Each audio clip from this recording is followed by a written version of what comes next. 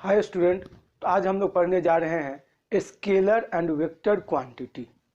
तो देखो, फिजिक्स में दो तरह का क्वांटिटी होता है। एक होता है स्केलर क्वांटिटी और एक होता है वेक्टर क्वांटिटी। ठीक से देखो, ये तुमको रियलाइज हो जाएगा। स्केलर क्वांटिटी हम लोग किसको बोलते हैं? तो देखो, ये सिंपली जो हम ये लेंथ एक ड्रॉ कर दिए ना, this is the scalar quantity. यही क्वांटिटी स्केलर क्वांटिटी है। क्यों? क्योंकि इसमें जो होगा वो सिर्फ लेंथ होगा, मैग्नीट्यूड 5 सेंटीमीटर, 10 सेंटीमीटर, 15 सेंटीमीटर, लेकिन इसका डायरेक्शन नहीं होगा। ठीक है, तो ये क्वांटिटी हमारा स्केलर क्वांटिटी होता है। यानी स्केलर क्वांटिटी का मतलब वैसा क्वांटिटी जो सिर्फ और सिर्फ मैग्नीट्यूड से कंप्लीटली स्पेसिफाई हो जाए, डायरेक्शन का यहाँ कोई जरूरत नहीं पड़ेगा। यानी हम लोग बोल सकते हैं कि scalar quantity are those quantity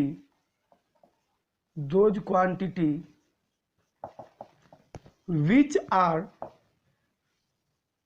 completely specified by magnitude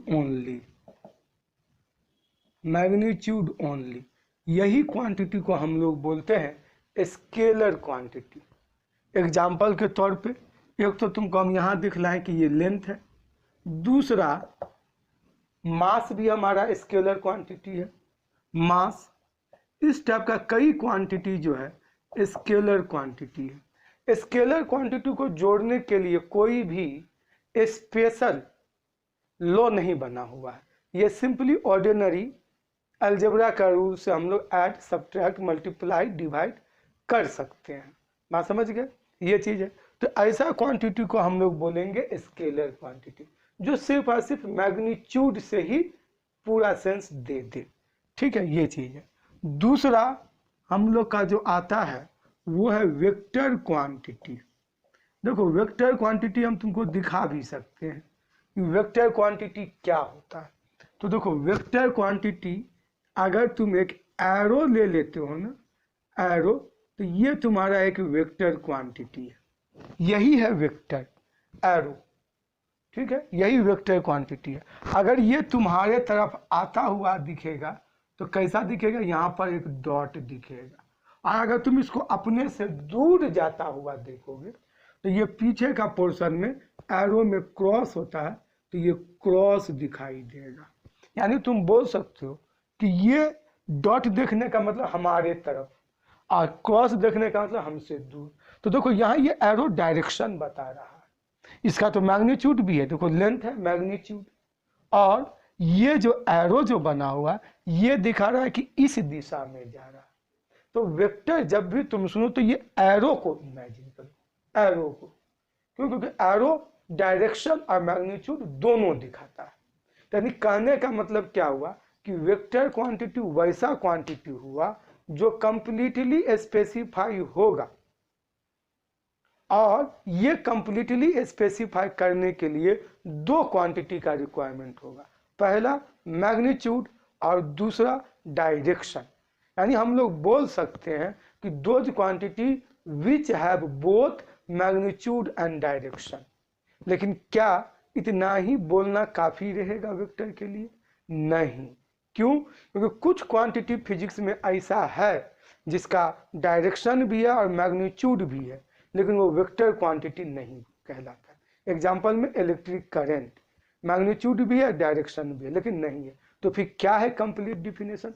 तो मैग्नीट्यूड भी हो, डायरेक्शन भी हो, और ये ऑर्डिनरी अलजेब्रा का रूल से ऐड और सब्ट्रैक्ट ना हो। यानी जो ट्रायंगल लॉ ऑफ एडिशन को फॉलो करे वो क्वांटिटी होगी वेक्टर क्वांटिटी। क्या हम बोल रहे हैं? तो those quantity which have both, ध्यान से सुनोगे, बोथ मैग्नीट्यूड एंड डायरेक्शन। ये इसका कंप्लीट डिफिनेशन है। तुम लोग खाली बोल देते हो magnitude and direction, that is incomplete definition. गलत नहीं है, लेकिन पूरा पूरी सही भी नहीं है। बात समझ गए? तो which have both magnitude and direction,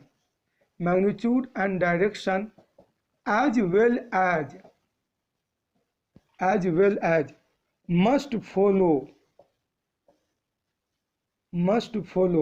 triangle law of addition। Triangle law of addition ये क्या है हम लोग देखेंगे अभी। यानी तीन चीज होना चाहिए वेक्टर क्वांटिटी बनने के लिए। पहला मैग्नीट्यूड का होना जरूरी, दूसरा डायरेक्शन का होना जरूरी, और तीसरा वो फॉलो करे ट्रायंगल लॉ ऑफ एडिशन को। मतलब ऑर्डिनरी अलजेब्रा से ये ऐड सब्ट्रैक्ट ना हो, ऐसा क्वांटिटी को हम लोग बोलते हैं वेक्टर क्वांटिटी। अब वेक्टर क्वांटिटी को डिनोट करते हैं ये एरो से। इसीलिए हम तुमको बोले अगर तुम एरो अगर पकड़ लेते हो ना, that means you are holding a vector. बात समझ गए? ये है, यानी इसको डिनोट करने के लिए डिनोटेड बाय मान लो ए कोई वेक्टर क्वांटिटी तो ए लिखेंगे और ऊपर में एरो बना देंगे। ये ऐसे इसको डिनोट करते हैं। या फिर कोई बुक में अगर तुम देखोगे ना तो इसको बोल्ड लेटर से भी डिनोट करते हैं। ऐसे बोल्ड लेटर लिख देगा ये, तो बोल्ड लेटर देखो तो समझ जाओ कि ये वेक्टर क्वांटिटी है। या फिर एरो देखो तो समझ जाओ कि ये वेक्टर क्वांटिटी है। एरो का डायरेक्शन हमेशा लेफ्ट टू राइट ही रखेंगे, ये नहीं कि राइट से लेफ्ट कर दिया, वो गलत हो जाएगा। ये ट्रेडिशन है कि लेफ्ट से राइट हम लोग दिखाते हैं। ये हो गया, तो इसको ऐसे डिनोट करते हैं। अगर मैग्नीट्यूड को इसका डिनोट करना हो तो मैग्नीट्यूड जो वेक्टर का हम लोग डिनोट करते हैं वो इस तरह से, मैग्नीट्यूड इक्वल टू दोनों साइड में मोड का सिंबल देंगे और लिख देंगे। ये मैग्नीट्यूड में लिखने का इसका तरीका हो। और इसी चीज को तुम चाहो तो सिंपली नॉर्मल ए लिख दो। तो नॉर्मल ए अगर तुम लिख रहे हो normal a, that means you are writing the magnitude of the vector. तो ऐसे भी तुम लिख सकते हो या ऐसे भी लिख सकते हो। तो ये हमारा वेक्टर क्वांटिटी का डिफिनेशन और नोटेशन था। तो जल्दी से इसको नोट करो, फिर आगे का हम लोग बात करते हैं। हो गया? तो देखो थोड़ा सा हम कैमरा भी देख लेते हैं, एक मिनट रुको, बीच बीच में ये रुक जाता है। चल रहा है ठीक है। तो अब इसके बाद जो है हम लोग देखेंगे इसमें कुछ इम्पोर्टेंट वेक्टर, यानी वेक्टर का कितना टाइप है जो हम लोग को फिजिक्स में यूज होगा। जनरली फिजिक्स में जो वेक्टर यूज होता है वो कुछ ही टाइप का है। पहला टाइप जिसमें हम ला रहे हैं वो यूनिट वेक्टर ला रहे हैं। Unit vector the most important vector, या फिर तुम बोल सकते हो type of vector, unit vector. तो ध्यान से समझोगे यूनिट वेक्टर क्या होता है। देखो यूनिट का मतलब होता है 1, यानी वैसा वेक्टर जिसका मैग्नीट्यूड 1 ही हो, ये वेक्टर कहलाता है यूनिट वेक्टर। यानी vector having magnitude 1, vector having magnitude 1 जिस वेक्टर का मैग्नीट्यूड होगा इस वेक्टर को हम लोग बोलते हैं वेक्टर। ठीक है, तो ये हमारा हो गया। इसको लिखने का तरीका क्या होगा, इसका सिंबल या डिनोटेड बाय, जो भी चीज तुमको बोलना है बोलो सिंबल। तो ए लिखो और ऊपर में एरो नहीं, एक कैप बना दो। ये इसको पढ़ते क्या है तो ए कैप ये पढ़ते हैं, या ए हैट ये पढ़ते हैं, या फिर ए रूफ भी बोलते हैं, ए रूफ। बात समझे? ये तीनों नाम से इसको तुम पुकार सकते हो, a cap, a hat, a roof. तो ये यूनिट वेक्टर का सिंबल है। और जब यूनिट वेक्टर का मैग्नीट्यूड निकालोगे, मैग्नीट्यूड ऑफ ए कैप, तो that will be equal to 1। इसका मैग्नीट्यूड 1 हो जाएगा। तो ये वेक्टर हम लोग का कोई काम में आएगा तो काम में आएगा। ये वेक्टर हम लोग डायरेक्शन को दिखाने के लिए यूज करते हैं। अभी देखो ये क्यों इसको इम्पोर्टेंट हम बोले हैं। It is use to show direction. अभी जस्ट तुमको हम दिखाएंगे। It is use to show direction of the vector. यानी किसी वेक्टर का तुम अगर मैग्नीट्यूड लिख दिए और डायरेक्शन अगर दिखाना है तो यूनिट वेक्टर उसके साथ मल्टीप्लाई कर दो, ये डायरेक्शन को शो कर देगा। तो ये डायरेक्शन को शो करने के लिए हम लोग यूनिट वेक्टर को यूज करते हैं। अब देखो कैसे हम लोग यूज कर लेते हैं। तो सपोज करो कि मेरे पास एक वेक्टर ए है, तो लिख सकते हैं vector A equal to magnitude of a into unit vector a, ऐसा लिख सकते हैं। या फिर और आसानी से तुम समझ सकते हो, और आसानी से क्या कि magnitude of vector A equal to A लिख दिए।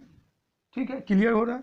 Magnitude of vector A equal to A ही होगा। इसको अगर 1 से मल्टीप्लाई कर दें तो कोई दिक्कत भी नहीं है, कोई दिक्कत नहीं है, ए इंटू 1 ए ही होगा।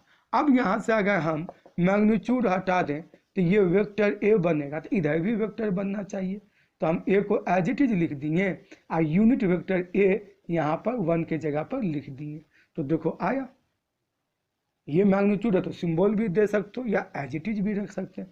तो यहाँ पर ए रूफ या A cap equal to vector A divided by A, या फिर तुम अगर मैग्नीट्यूड के फॉर्म में लिखना, माने मोड के फॉर्म में लिखना चाहते हो तो vector A divided by magnitude of A, ऐसे भी लिख सकते हो। ये यूनिट वेक्टर का फॉर्मूला है। देखो A roof equal to vector A by magnitude of A या vector A by magnitude of A. अच्छा, अब थोड़ा सा यहाँ पे बात देखो कि यूनिट वेक्टर का यूनिट क्या होगा, डायमेंशन क्या होगा। तो देखो, तो ऊपर में वेक्टर ए है और नीचे में मैग्नीट्यूड ऑफ वेक्टर ए है, तो दोनों जब भी होगा तो सिमिलर क्वांटिटी होगा। तो सिमिलर क्वांटिटी होगा तो जो यूनिट ऊपर वही यूनिट नीचे, जो डायमेंशन ऊपर वही डायमेंशन नीचे। ठीक है, तो इससे क्या पता चल रहा है कि यूनिट वेक्टर जो होगा, unit vector is a dimensionless and unitless quantity. इसका कोई डायमेंशन और यूनिट नहीं होगा। It is a dimensionless and unitless quantity. ये यूनिट वेक्टर, ये सिंपली हम लोग डायरेक्शन शो करने के लिए यूज करते हैं। ठीक है, तो पहले हम लोग इसको देख लेते हैं कि कोऑर्डिनेट सिस्टम में कैसे हम लोग यूनिट वेक्टर को लिख पाएंगे। तो जल्दी से इसको नोट करो, फिर देखते हैं।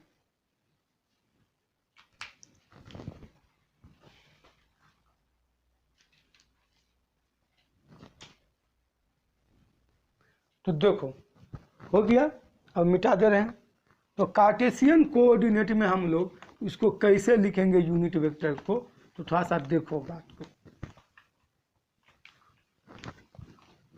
तो देखो, ये सपोज करो कि मेरे पास कोऑर्डिनेट एक्सिस हो गया, कोई भी एक पॉइंट यहाँ पर P है, ये X, ये Y और ये Z।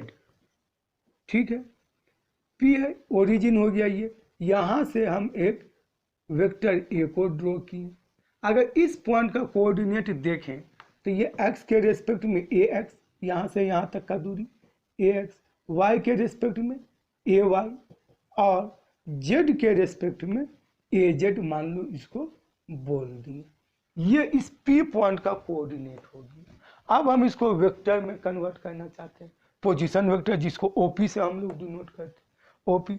तो देखो, हमको यूनिट वेक्टर चाहिए x एक्सिस के अलोंग, यूनिट वेक्टर चाहिए y एक्सिस के अलोंग, यूनिट वेक्टर चाहिए z एक्सिस के अलोंग, तभी हम इसको वेक्टर फॉर्म में लिख देंगे। तो याद रखोगे, x एक्सिस के अलोंग यूनिट वेक्टर जो हम लोग यूज करते हैं वो यूज करते हैं आई कैप, y एक्सिस के अलोंग जो यूनिट वेक्टर यूज होता है वो होता है जे कैप, और z एक्सिस के अलोंग जो यूज होता है वो होता है के कैप या के रूप। तो वेक्टर A इक्वल टू हो जाएगा AX और आई कैप, क्योंकि AX ये डिस्टेंस है, तो ये हो गया आई कैप। डायरेक्शन दे दिए कि x एक्सिस के लो, देखो डायरेक्शन दे दिए, प्लस AY जे कैप प्लस AZ के कैप। देखो IJ ये डायरेक्शन बता रहा है कि AX is the x component, AY is the Z component या अलोंग Z एक्सिस, ये Y axis, AZ along Z axis. तो डायरेक्शन दिखा रहा है यूनिट वेक्टर। तो किसी भी कोऑर्डिनेट को हम लोग जब वेक्टर फॉर्म में लिखते हैं तो यूनिट वेक्टर से मल्टीप्लाई कर देते हैं, सिर्फ उसमें डायरेक्शन देना रहता है। तो डायरेक्शन यहाँ पर दिखा दी, प्लस का साइन दे दी, ये होगी ये। तो अब अगर मान लो इसका हमको मैग्नीट्यूड निकालना है, मैग्नीट्यूड ऑफ वेक्टर A, तो इसका मैग्नीट्यूड होता है AX का स्क्वायर प्लस AY का स्क्वायर प्लस AZ का स्क्वायर, ये हो गया।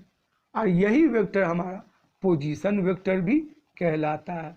पोजीशन वेक्टर, तुम ओपी करके लिख लो या वेक्टर ए करके लिख लो, कोई दिक्कत नहीं है। ये हमारा इसका मैग्नीट्यूड हो गया। अब अगर इसका यूनिट वेक्टर निकालना चाहो तो लिख सकते हो A roof equal to vector A divided by magnitude of A. तो ये हमारा आ गया कार्टेशियन फॉर्म में यूनिट वेक्टर इस टाइप से, divided by under root A X का स्क्वायर प्लस ए वाई का स्क्वायर प्लस ए जेड का स्क्वायर। देखो एकदम आसान, थोड़ा सा भी डाउट नहीं होगा, ठीक है ये चीज़। अब इसके बाद देखो हम इस पर कुछ सवाल लाए, सवाल बनाते हैं, इसको नोट कर लो। हो गया? तो देखो पहला सवाल, find the unit vector of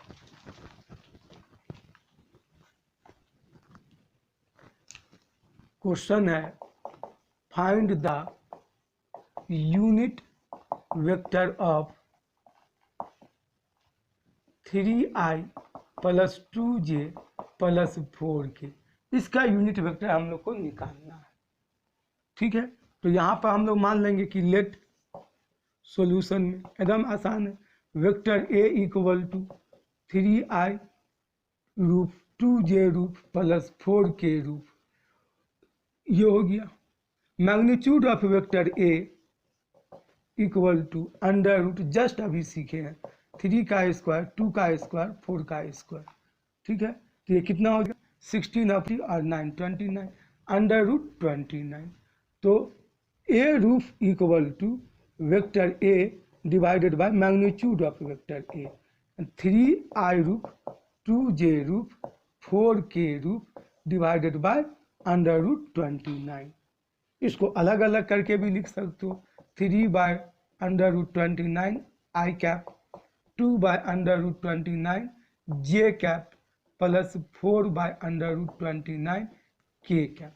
ये अब देखो तुम अगर ये भी जानना चाहते हो कि ये सही है कि गलत, कुछ नहीं, इसका मैग्नीट्यूड निकाल के देखो, ये 1 ही होगा।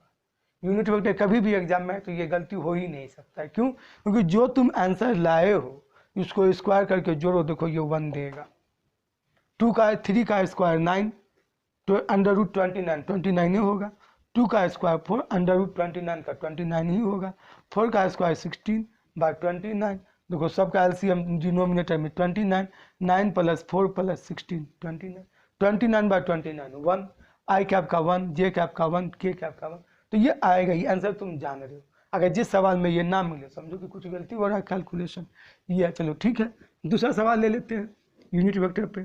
Find unit vector of vector p equal to 4i cap minus j cap, यही है, इसी का हमको यूनिट वेक्टर निकालना है। तो निकाल लेंगे, क्या हो जाएगा, magnitude of vector p under root 4 का स्क्वायर प्लस, यहाँ पे कुछ नहीं है तो इसको ऐसे लिख लो, 4i कैप प्लस -1 जे कैप, ऐसे तो लिख ही सकते हैं। तो यहाँ पर -1 का स्क्वायर, तो अंडर रूट 4 का स्क्वायर 16 और -1 का स्क्वायर प्लस 1 अंडर रूट 17। तो अब p रूप या p cap equal to vector p by mod p या मैग्नीट्यूड ऑफ p। तो ये हो जाएगा 4i cap minus j cap divided by under root 17। तो 4 by root 17 i cap minus 1 by under root 17 j cap, ये आ गया। तो दोनों सवाल को नोट कर लो। ठीक है, आगे हम लोग देखते हैं दूसरा टाइप का वेक्टर, वो है इक्वल वेक्टर। इक्वल वेक्टर देखते हैं, तुम ध्यान से देखो, वेक्टर आसान हो जाए लगेगा। सबसे ज़्यादा डाउट हम लोग को वेक्टर में ही होता है, अब वेक्टर में ही गलती करते हैं, ध्यान से देखोगे। दूसरा जो हम लोग का है वो है इक्वल वेक्टर। इक्वल वेक्टर, तो देखो दो वेक्टर तभी इक्वल हो सकता है जब उसका डायरेक्शन और मैग्नीट्यूड दोनों इक्वल हो। सिर्फ मैग्नीट्यूड इक्वल होगा नहीं होगा, सिर्फ डायरेक्शन इक्वल होगा नहीं होगा, दोनों इक्वल होना चाहिए, डायरेक्शन और मैग्नीट्यूड। देखो ये मेरा इक्वल वेक्टर है, वेक्टर ए ये इसका लेंथ को मैग्नीट्यूड समझ लो। दूसरा ये वेक्टर बी, देखो ये हमारा इक्वल वेक्टर है, दोनों का डायरेक्शन सेम और लेंथ भी सेम, तो इस वेक्टर को हम लोग बोल सकते हैं कि ये इक्वल वेक्टर है। ठीक है, ये हो गया, यानी vectors having same magnitude and direction, ऐसा वेक्टर को हम लोग बोलेंगे इक्वल वेक्टर। तीसरा जो आता है वो हम लोग का इसमें आता है नेगेटिव वेक्टर। तो देखो वेक्टर नेगेटिव का मतलब ये नहीं कि यहाँ माइनस में वेक्टर है, नहीं, magnitude can not be negative, direct किस वेक्टर के रेस्पेक्ट में अपोजिट है। जैसे इसको समझो, नेगेटिव वेक्टर का मतलब ये हमारे पास वेक्टर ए है, ठीक है, इस डायरेक्शन में जा रहा है, और अगर हम कोई ऐसा वेक्टर ला दे जो अपोजिट डायरेक्शन में जा रहा है, तब हम लोग बोल सकते हैं कि vector b is negative vector of vector a, यानी बी जो है वो नेगेटिव वेक्टर है ए के रेस्पेक्ट में, क्योंकि ए का डायरेक्शन को पॉजिटिव माने तो ये बी का डायरेक्शन नेगेटिव हो जाएगा। तो ये होता है एक्चुअल में नेगेटिव वेक्टर, कि किसी वेक्टर के रेस्पेक्ट में जो गिवन वेक्टर है उसका डायरेक्शन अपोजिट है। तो ऐसा सिचुएशन में हम लोग बोलते हैं कि वेक्टर इज नेगेटिव वेक्टर। ठीक है, तो ये हो गया। तो नेगेटिव वेक्टर में हम लोग क्या बोल सकते हैं, वेक्टर मैग्नीट्यूड में सेम भी बोल सकते हो या सेम नहीं भी बोल सकते हो, ठीक है, लेकिन डायरेक्शन में अपोजिट होना चाहिए। ठीक है, तो वेक्टर्स ऑफ अपोजिट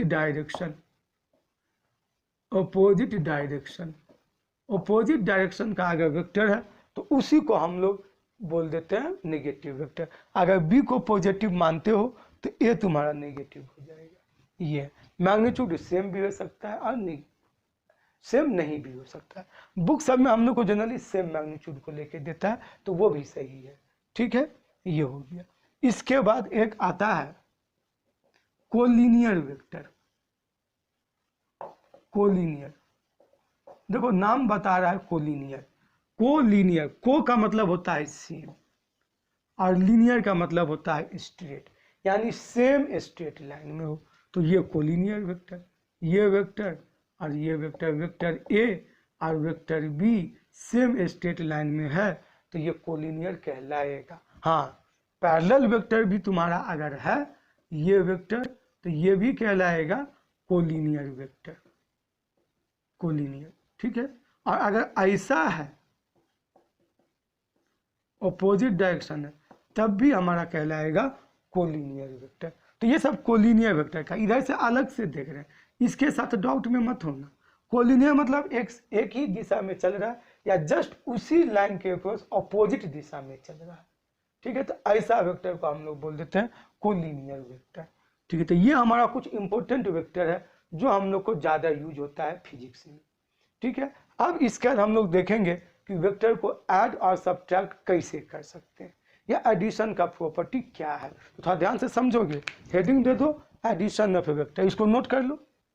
ठीक है, अब हम मिटा रहे हैं, पॉज भी करके नोट कर सकते हो। ठीक है, तो ये हो गया। अब हम लोग देखेंगे एडिशन ऑफ वेक्टर, एडिशन या फिर वेक्टर एडिशन। वेक्टर क्वांटिटी, चूंकि हम शुरू में ही बोले ये एक स्पेशल क्वांटिटी है जो जनरल लॉ ऑफ एडिशन को फॉलो नहीं करता है। थोड़ा सा समझोगे। क्या है कि सपोज करो कि हम एक टेबल पे खड़े हैं, या एक टेबल पे मेरा पोजीशन ये है और टेबल का जो है ये ओरिजिन है और यहाँ पे हम हैं पी पॉइंट पे, इसको मान लो हम बोल दिए वेक्टर ए। ठीक है, कोऑर्डिनेट भी हम फिक्स कर दे रहे हैं। चलो ये x हो गया और ये y हो गया। अब कोई क्या किया कि ये पूरे टेबल को वेक्टर b से इस दिशा में मूव करा दिया, वेक्टर b से। तो पूरा टेबल b वेक्टर से यहाँ मूव किया, तो इसका मतलब टेबल अब कहाँ आ जाएगा, टेबल यहाँ आ जाएगा।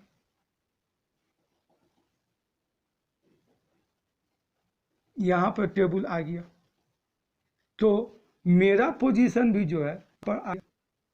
लेकिन क्या मेरा पोजीशन एक्चुअल में चेंज हुआ?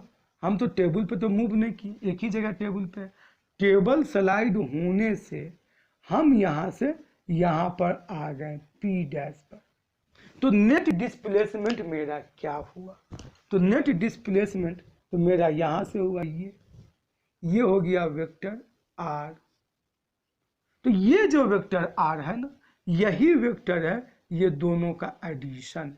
इसको लिख सकते हैं vector A plus vector B। यही हुआ वेक्टर एडिशन कि एक वेक्टर का हम यहाँ पर हेड लिए और दूसरे वेक्टर का हम टेल लिए। और ये देखो यहाँ इनिशियल से फाइनल पोजीशन को हम जोड़ दिए, तो यही हुआ vector addition. Vector A plus vector B equal to vector R। ठीक है, ये चीज यहाँ पर।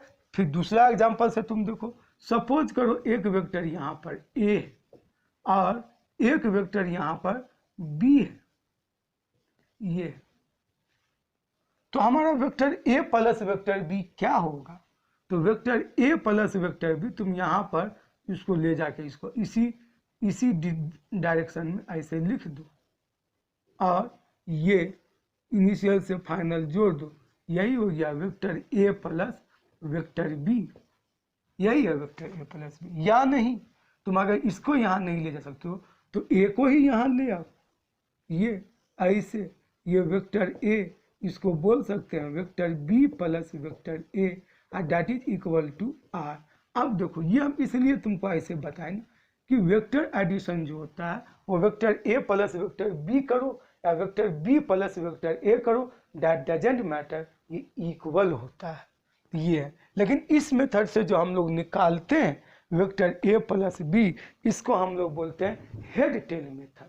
देखो एक वेक्टर का हेड लिए, दूसरे का टेल लिए, एक वेक्टर का हेड लिए, दूसरा वेक्टर का टेल लिए। यहाँ पर भी वेक्टर एक का हेड लिए तो दूसरा वेक्टर का टेल लिए, तो ये हेड टेल मेथड है। इसका हम लोग यूज कर सकते हैं लेकिन ग्राफिकल मेथड से। ये लेंथ को एग्जैक्टली मेजर करके लिखो, इस लेंथ को एग्जैक्टली मेजर करके लिखो, तो ये जो आएगा सारा, तो ये लेंथ ये तुमको दिखा देगा क्या? Vector A plus vector B। ठीक है, तो इसमें तुमको यही स्केल वगैरह लेकर के, प्रॉपर एंगल लेकर के ग्राफिकल सॉल्यूशन में हम लोग ये ऐसे यूज कर सकते हैं। एक्चुअली में हम लोग जो अलजेब्राइक मेथड में जो यूज करते हैं वो triangle law of vector addition को यूज करते हैं। ठीक है, ये हमारे पास दो गो लॉ है, एक है ट्रायंगल लॉ और एक है पैरेललोग्राम लॉ। तो सबसे पहले हम लोग देखेंगे ट्रायंगल लॉ। तो ये देखो, इसमें एक चीज और हम तुमको बता देते हैं, ये जो vector A plus vector B equal to जो वेक्टर R आया है ना, इसको एक स्पेशल नाम से भी ये हम लोग जानते हैं और वो नाम है रिजल्टेंट। अगर तुम जानना चाहो कि व्हाट इज रिजल्टेंट, तो resultant is nothing but it is the combination of two और मोर वेक्टर। देखो यहाँ पर दो वेक्टर को ऐड किए, तो ऐड मैंने कंबाइन किए तभी ना वेक्टर आया। तो रिजल्टेंट मतलब कॉम्बिनेशन ऑफ टू और मोर वेक्टर। दो और मोर वेक्टर को जो हम लोग जोड़ते हैं ना, उसी को हम लोग बोलते हैं रिजल्टेंट। ठीक है, ये चीज चलो इसको नोट करो जल्दी से।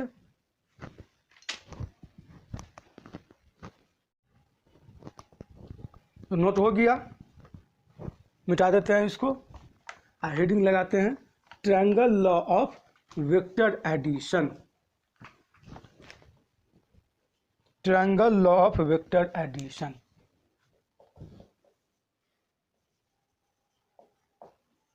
वेक्टर एडिशन, तो देखो ट्रायंगल लॉ कहता क्या है कि अगर हमारे पास दो वेक्टर है, वेक्टर A और वेक्टर B, और इस दोनों वेक्टर को हम लोग किसी भी ट्रायंगल का दो कंजुगेटिव साइड से रिप्रेजेंट कर दें, टेकन इन ऑर्डर, एक ऑर्डर में लेकर के, तो जो तीसरा साइड जो होगा ना, वो इस दोनों वेक्टर का रिजल्टेंट होगा R। यही चीज ये कहता है। अब R का हम लोग को वैल्यू निकालना है।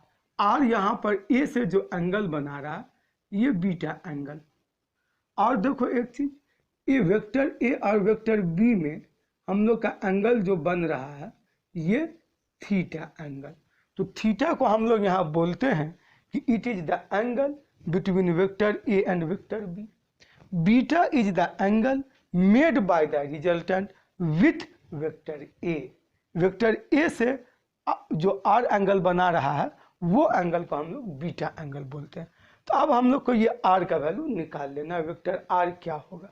फिर से सुन लो, ट्रायंगल लो। It state that if two vectors be represented in magnitude and direction by the consecutive sides of a triangle taken in order, then third side will represent the resultant of these two vectors in magnitude and direction taken in opposite order। जैसे ये इधर से ऐसे जा रहे हैं तो ये ऑपोजिट इधर से, ठीक है। तो अब हम लोग को वेक्टर आर का वैल्यू निकालना है। तो देखो वेक्टर आर निकालने के लिए क्या करेंगे, इसका नाम दे दो, ये O है, ये Q है और ये P है। तो तुम क्या करो, Q से एक परपेंडिकुलर फॉल करा दो ये।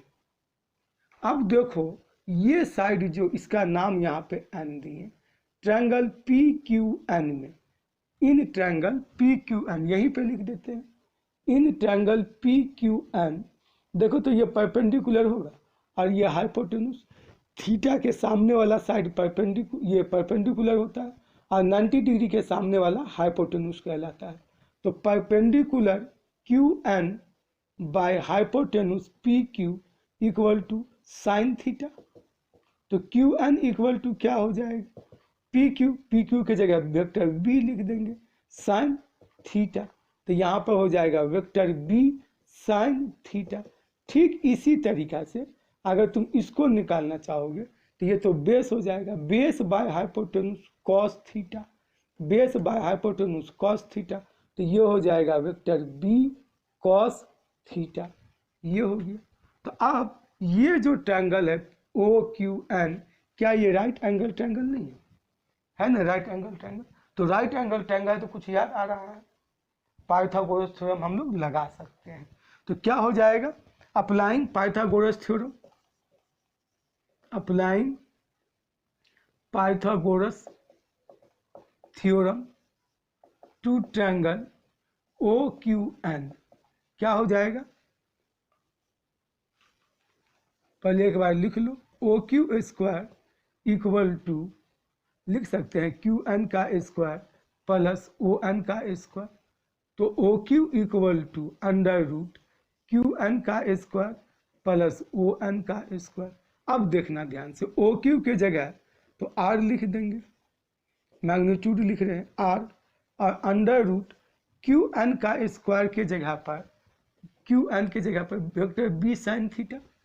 तो मैग्नीट्यूड में लिखेंगे तो B साइन थीटा का होल स्क्वायर प्लस ON क्या होगा, ये नहीं, यहाँ से पूरा ON। तो ये क्या होगा, यहाँ से यहाँ हो गया A और ये हो गया B कॉस थीटा।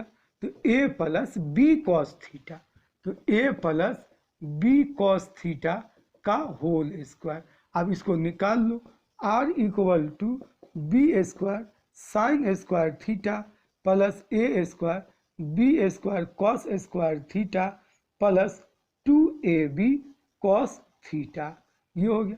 देखो इस दोनों को देखो तो यहाँ पर क्या तुमको दिख रहा होगा कि साइन स्क्वायर थीटा, यहाँ कॉस स्क्वायर थीटा, दोनों में B स्क्वायर है। तो अगर B स्क्वायर को कॉमन ले लेते हैं तो sign square theta plus cos square theta, देखो यहाँ क्या हो जाएगा, ऐसा होगा B square common sine square theta plus cos square theta plus A square plus 2AB cos theta हो जाएगा। अब देखो ये वैल्यू 1 हो जाएगा, तो R equal to under root B square plus A square plus 2AB cos theta, ये आ गया रिजल्टेंट। यहाँ पर ये याद रखना है कि theta is the angle between vector A and vector B, vector A and vector B का एंगल थीटा है। अब अगर तुम डायरेक्शन निकालना चाहते हो तो डायरेक्शन कौन देता है, ट्रिग्नोमेट्री रेशियो में tan थीटा दे देता है डायरेक्शन। तो tan theta equal to tan theta, tan theta तो यहाँ पर बीटा है तो tan बीटा लिखेंगे, tan beta equal to perpendicular b sine theta divided by base a plus b cos theta, ये हो गया। तो रिजल्टेंट का डायरेक्शन हमारा वेक्टर ए से ये हुआ और रिजल्टेंट का वैल्यू ये हो गया। इसमें केस वगैरह तुम रख सकते हो कि जब थीटा 0 होगा तो क्या हो जाएगा, a प्लस बी हो जाएगा। देखो यहाँ पे हम यहाँ केस में दिखा देते हैं। केस 1, अगर थीटा 0 हुआ तो r इक्वल टू क्या हो जाएगा, तो r equal to under root a square plus B square 2ab cos 0, cos 0 कितना 1। अब देखो तो क्या ये a प्लस बी का होल स्क्वायर नहीं, तो ये a प्लस बी इसको लिख देंगे, हो गया। डायरेक्शन तो tan beta equal to b sine theta, तो sine 0 b sine 0 by a plus b cos 0, तो साइन 0 का तो वैल्यू 0 होता है, तो दैट इज इक्वल टू 0। तो tan थीटा कितना डिग्री पर 0 होता है, तो 0 डिग्री पर, तो बीटा इक्वल टू हो जाएगा 0 डिग्री। इसी तरीका से तुम 90 डिग्री में कर सकते हो। अगर case 2 theta equal to 90 degree, यहाँ 90 डिग्री बैठा, cos 90 degree 0, r equal to this, तो r equal to under root a square plus B square. अब देखो अगर मान लो डायरेक्शन निकालना है tan बीटा, तो tan beta equal to b sine 90 degree a plus b cos 90 degree, तो b साइन 90 डिग्री मतलब 1, तो b हो जाएगा b कॉस 90 डिग्री 0, तो b बाई a, तो ये यहाँ से डायरेक्शन आ गया। तो यही है triangle law of vector addition. थोड़ा सा भी ये हार्ड नहीं है, थोड़ा सा इसको रियलाइज करो, एक दो प्रॉब्लम बना लो, फिर देखो ये बहुत आसान है ट्रायंगल। इसको रटने का कोई जरूरत नहीं है, सीधा सीधी बोलना, if two vector can be represented in magnitude and direction by the two sides of a triangle taken in order, then third side will represent the resultant in magnitude and direction.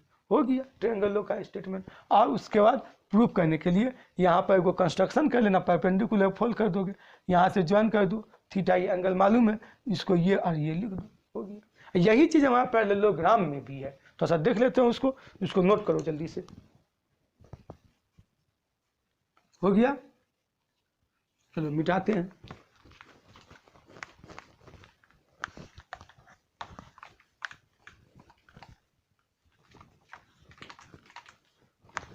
Parallelogram law, दूसरा जो है parallelogram law of vector addition, vector addition.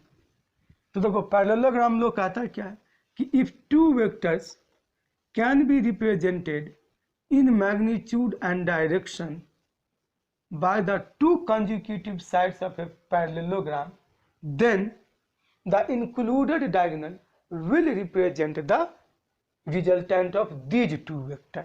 तो देखो क्या बोला, अगर ये दो वेक्टर को पैरेललोग्राम का दो कंसेक्यूटिव साइड से रिप्रेजेंट करे, तो यानी इसको पैरेललोग्राम बना लो।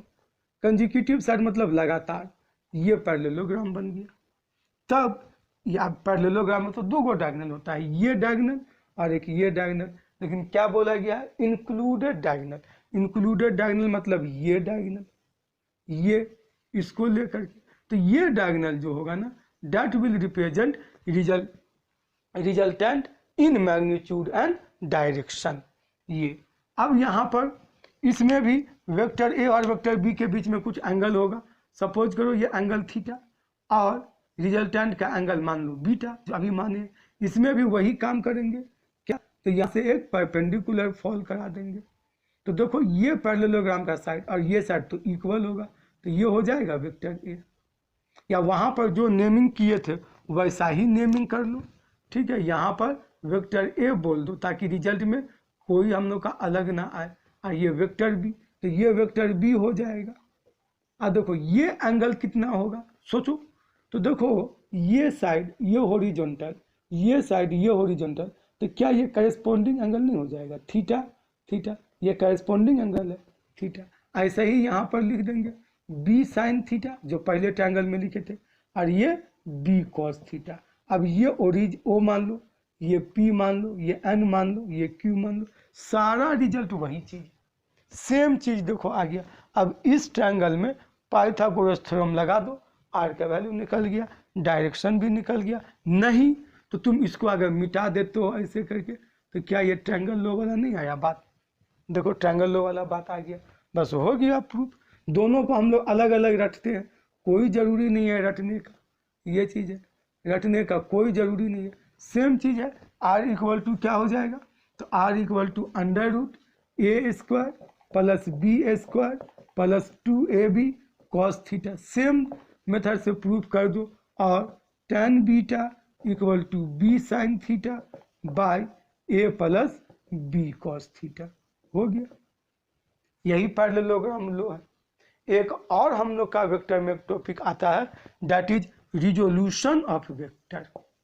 रिजोल्यूशन ऑफ वेक्टर, ये टॉपिक को भी हम लोग देखते हैं। रिजोल्यूशन ऑफ वेक्टर क्या कहता है? देखो ये जो वर्ड है ना रिजोल्यूशन, रिजोल्यूशन का मतलब होता है ब्रेक करना, ब्रेक कर दो एक से अधिक हिस्सा में, वन से मोर पार्ट में।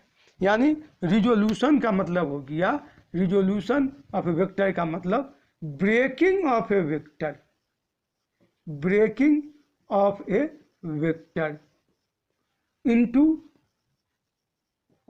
टू और मोर वेक्टर, टू और मोर वेक्टर। टू और मोर क्यों लिखे ये अभी बता दे रहे। अगर दो कोऑर्डिनेट सिस्टम में चल रहे हैं, x y coordinate, y z coordinate, z x coordinate, तो दो गो में टूटेगा। अगर तीन कोऑर्डिनेट सिस्टम लेके चल रहे तो तीन में टूटेगा, एक्स वाई जेड तीन में टूटेगा। तो रिजोल्यूशन रिजल्टेंट का जस्ट रेसिप्रोकल है, इसको ऐसे भी हम लोग बोलते हैं कि रिजोल्यूशन इज द रेसिप्रोकल या reverse of resultant of the vector. Resultant में क्या होता था? तो रिजल्टेंट में क्या होता था? तो दो या दो से अधिक वेक्टर कंबाइन होता था। और रिजोल्यूशन में क्या हो रहा है? तो एक वेक्टर टूट के दो या दो से अधिक वेक्टर बना रहा है। तो रिजोल्यूशन मतलब ब्रेकिंग ऑफ ए वेक्टर। अब जैसे एग्जांपल के तौर पे ब्रेकिंग कैसे करते हैं ये हम लोग देख लेते हैं। तो रिजोल्यूशन मतलब समझ गए। तो देखो ब्रेकिंग कैसे करते हैं, हम आज छोटा सा लेके दिखा रहे हैं। ये एक्स एक्सिस, ये वाई एक्सिस, और ये मेरे पास एक वेक्टर है ए, इसको हमको ब्रेक करना है। यहाँ पर कुछ हम लोग को एंगल दिया रहता है, थीटा एंगल, ठीक है। ये तो देखो इसको कैसे ब्रेक करेंगे? तो सिंपली ये ऐसे किए 90 डिग्री। तो अब इस राइट एंगल ट्रायंगल में ये हमारा कहलाएगा परपेंडिकुलर, ये कहलाएगा बेस, और ये कहलाएगा हाइपोटेन्यूज। तो ये क्या हो जाएगा? इसका नाम कुछ दे दो, पी दे दो, ये एन दे दो, P N by O P, P N by O P equal to क्या होगा? P N by O P. तो P N by O P sine theta होगा। तो यहाँ पर क्या हो जाएगा? ये हो जाएगा वेक्टर ए साइन थीटा, और ये था बेस बाय हाइपोटेन्यूज, तो ये होगा वेक्टर ए कॉस। तो ये इसी के एलोंगना होगा। तो देखो ये ए साइन थीटा और ये बी साइन थीटा, यही हो गया ब्रेकिंग ऑफ वेक्टर ए। तो ये जो दो गो वेक्टर आया ना, एक आया वेक्टर ए साइन थीटा और एक आया वेक्टर ए कॉस थीटा, दोनों को हम लोग एक नाम से पुकारते हैं, और वो नाम है कंपोनेंट। यानी वेक्टर ए का दो कंपोनेंट यहाँ पर हुआ, एक Y component A sine theta, एक X component A cos theta या वेक्टर ए कॉस थीटा, ठीक है। अब सुनो रिजोल्यूशन का एक्चुअल में क्या इसका मीनिंग है। तो देखो रिजोल्यूशन में हम लोग ब्रेकिंग एक वेक्टर को तोड़ेंगे तो, लेकिन तोड़ने के बाद जो दो वेक्टर आया इसका रिजल्टेंट अगर निकालेंगे ना तो वेक्टर ए के ही बराबर आना चाहिए, और ये आएगा वेक्टर ए के बराबर। इस दोनों के बीच में कितना डिग्री है? इस दोनों के बीच में 90 डिग्री है। तो देखो यहाँ पर आर इक्वल टू लिखते हैं 90 डिग्री वाला case, A square sine square theta plus B square cos, ये A square cos square theta. तो देखो A square common, sine square theta plus cos square theta हो जाएगा 1। तो R equal to A, resultant same होता है। तो resolution में रिजल्टेंट नहीं बदलना चाहिए। अगर तुम कोई भी वेक्टर को तोड़े दो या तीन वेक्टर में और रिजल्टेंट निकाले, कुछ और रिजल्टेंट अगर निकल गया तो समझो कि गलत है, रिजोल्यूशन तुम गलत कर रहे हो। इसीलिए चेक कर लिया करो रिजोल्यूशन निकालने के बाद। जैसे क्वेश्चन हम लोग देख लेते हैं, इस पर लिखो question, resolve the vector into its component, into its x and y component.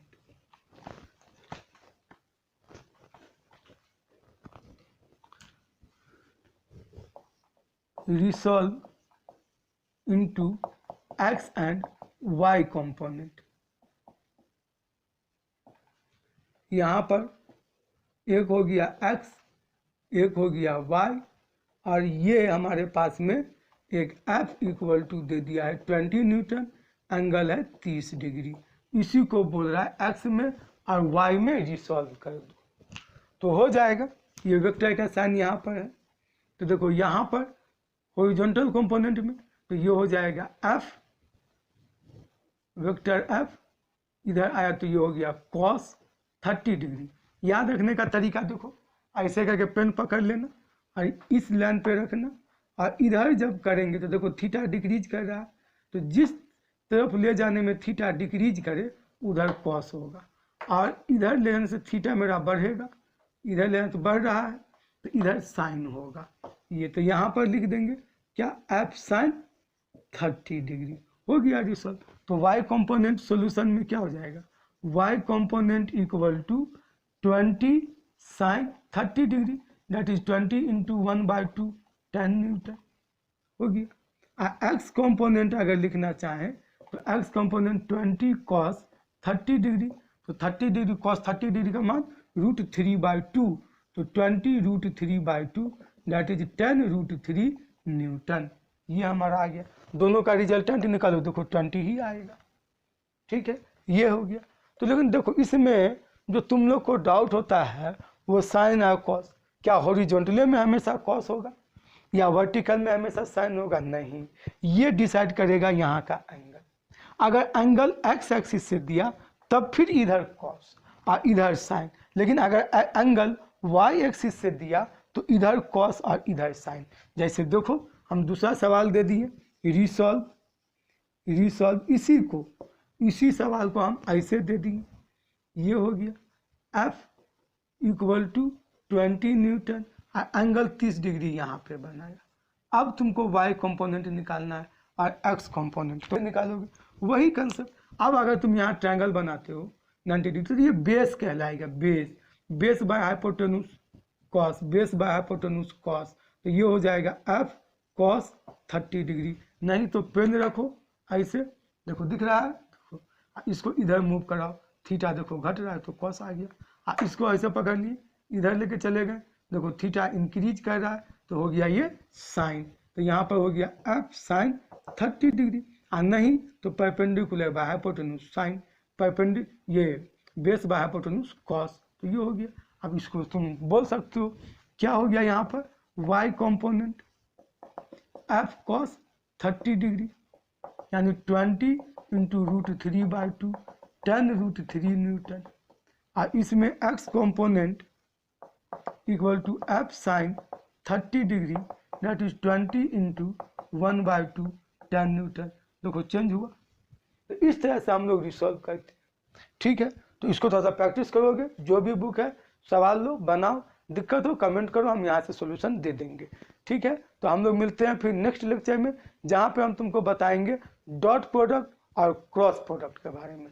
ठीक है, तब तक इसको रिवाइज वगैरह करो।